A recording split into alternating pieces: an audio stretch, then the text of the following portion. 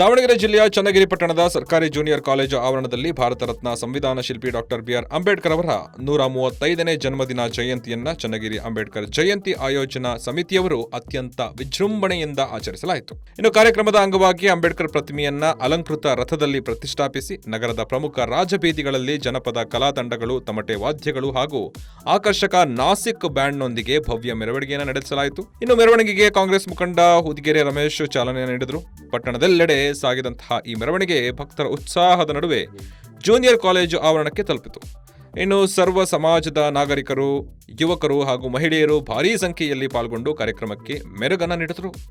ವಿಶೇಷವಾಗಿ ಆಹ್ವಾನಿತರಾಗಿ ಪದ್ಮಶ್ರೀ ಪುರಸ್ಕೃತರಾದಂತಹ ಜೋಗತಿ ಮಂಜಮ್ಮರವರು ಕಾರ್ಯಕ್ರಮವನ್ನು ಉದ್ಘಾಟಿಸಿ ಮಾತನಾಡಿದರು. ಅಂಬೇಡ್ಕರ್ ಆಶಯಗಳನ್ನು ಜೀವನದಲ್ಲಿ ಅಳವಡಿಸಿಕೊಂಡರೆ ಮಾತ್ರ ಸಮಾನತೆ ಸಾಧ್ಯ. ಸಮಾಜದಲ್ಲಿ ಯಾರನ್ನೂ ಕಡೆಗಣಿಸದೆ ಪ್ರೀತಿ ಮತ್ತು ಭಕ್ತಿಯಿಂದ ಸೇವಾ ಕಾರ್ಯಗಳಲ್ಲಿ ತೊಡಗಬೇಕು ಅಂತ ತಿಳಿಸಿದರು.